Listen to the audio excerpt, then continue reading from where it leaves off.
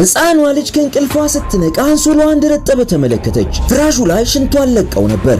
አጎቷ ቤት እንደመኖሯ የመጥፎ ዜና ነበር። ጨካኛ አክስቷ ይህንን ካወቀች ከቤት እንደምታባረራት እርግጠኛ ነች። እሷም እንዳትያዝ የተኛች በመምሰል ቁርሷን አሳለፈች። ቤተሰቡ እሷ ኖረችም ሞተችም ማንም ዞር ብሎ የሚያያት የለም። እንዲያውም አክስቷ የተወሰነ ምግብ ስለሚቆጥብላት በዚህ ደስተኛ ነበረች። አጎቷ ብቻ ደህና መሆኗን ገብቶ ቼክ ለማድረግ ሞከረ። ሁሉም ሰው የሄደ ስለመሰላት ልጅቷ ተነስታ በድጋሚ የራሷን አንሶላ ተመለከተች። ተንከሲሷ አክስቷ ግን ደረሰችባት። ይህም ከባድ ቅጣት አመጣባት። አክስቷን ስትመለከት ደጋግማ ይቅርታ ጠየቀች።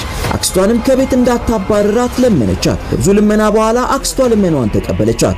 ነገር ግን አንሶላና ብርድ ልብሱን ራሷን አሳጠበቻት። ልጅቷ በጭንቀት እያለቀሰች ነበር። ስለሞተችው እናቷም እያሰበች ነበር። ታዘዘችውን ከጨረሰች በኋላ በስተመጨረሻ ምግብ ተሰጣት። ነገር ግን ያደረ ምግብ ነበር። በድንገት የፊኛ ኢንፌክሽን በሽታዋ ተነሳባት። ወደ ፋርማሲ በመሄድ ፋርማሲስቷ መድኃኒት እንድትሰጣት ጠየቀች።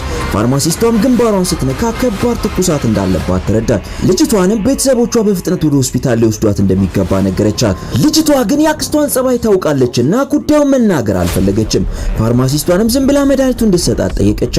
ልጅቷ የታመመው አካሏን ይዛ የግዷን ወደ ቤት ተመልሳ መጣች። ቤት ውስጥ ግን አበዳሪዎቹ ክፍያ ካላመጣችሁ በማለት የቤቱን ዕቃ ማተራመስ ጀምረው ነበር።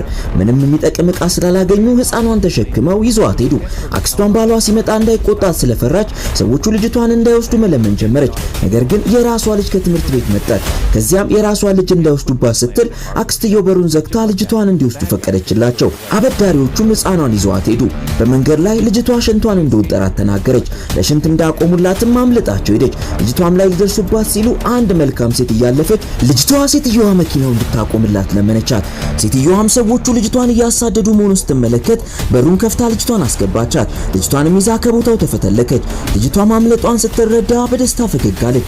ሴትየዋ ልጅቷ ስትሮጥ ጫማዋን እንደጣለች ስትገነዘብ ለልጅቷ አዘነችላት። የነዳጅ ማደያው ጋርም መኪናዋን አቆመች። በኋላ ከፈንም ጥንድ ጫማዎችን አወጣች።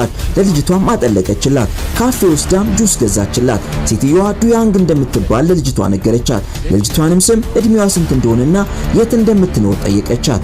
ልጅቷ ስሟ ዩንግሱ እንደሆነ 8 ዓመቷ እንደሆነና ከዚህ በፊት ከእናቷ ጋር ስትኖር እንደነበር ሆኖም ግን እናቷ ታማ እንደሞተች በዚህም የተነሳ ወላጅ አልባ እንደሆነችና ቢሊየነርና ትልቅ ቢዝነስማን ስለሆነ አባቷ ምንም እንደማታውቅ እናቷ ከመሞቷ በፊት ግን ወንድሟን አደራ ስላለችው አሁን አጎቷ ቤት እንደምትኖር ሆኖም ግን አክስቷ ጥሩ ሴት እንዳልሆነች አጎቷን ቤት ብዙም ሳትቆይ እነዚህ ሰዎች አግተው እንደወሰዷትና ያጎቷ ቤት የት እንዳለ እንደማታውቅ ነገረቻት።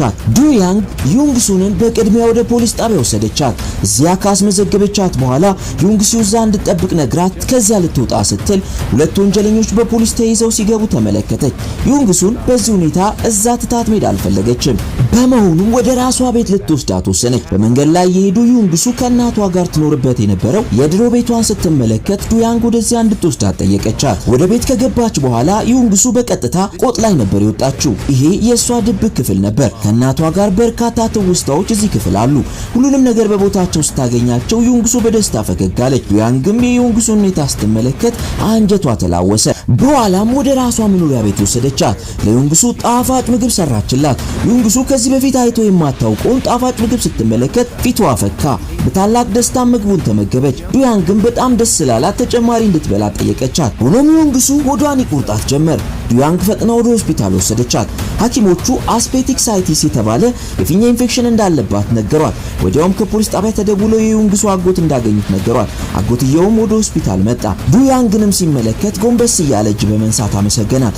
ዱያንግም ስለ በሽታው ለአጎትየው አስረዳችው። አክስትየው ግን ምንም ደስ አላላትም። ዱያንግ ዩንግሱን አጽናናቻት።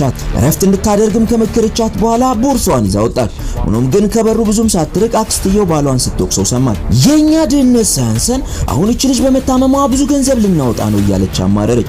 ምን ከሰማች በኋላ ዱያንግ በድብቅ የዩንግሱን የሕክምና ወጪ ከፍላ ሄደች። ሆስፒታል ውስጥ ሁሉም ከቤተሰቦቻቸው ጋር ሲያሳልፉ ዩንግሱ ግን ብቸኛ ነበረች። ከሐኪም ቤት ስትወጣ አጎቷ በድብቅ ጫማ ገዝቶላት መጣ። ልክ ግን ጫማውን ልታጠልቀው ስትል አክስቷ መጣችባት።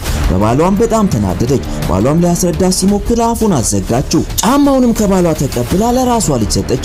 ልጇ ሲዮዩንግ ግን ጫማውን ዩንግሱ ስላጠለቀችው ለማድረግ ቀፈፋት።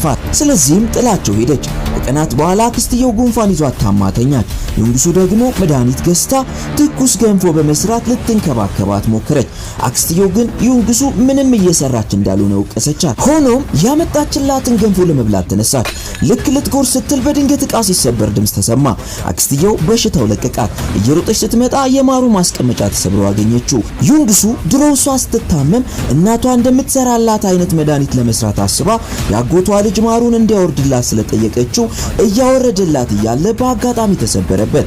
አክስትየው ስትመጣ ልጁ ሮጦ ወጥቶ ነበር። ታዲያ ይቺ ምስኪን ታዳጊ ምን ይገጥማት ይሆን? እንደተለመደው ቀጣዩ ፓርት እንደተለቀቀ ወዲያው ወደ እናንተ እንዲመጣ የመደመር ምልክቷን ጠቅ አድርጉ። በመቀጠልም ፓርት 2 ብላችሁ ጻፉ። ሁሌም ምርጥ ምርጡ ለእናንተ ቤስት ሙቪስ ሪካፕ። ይመቻችሁ።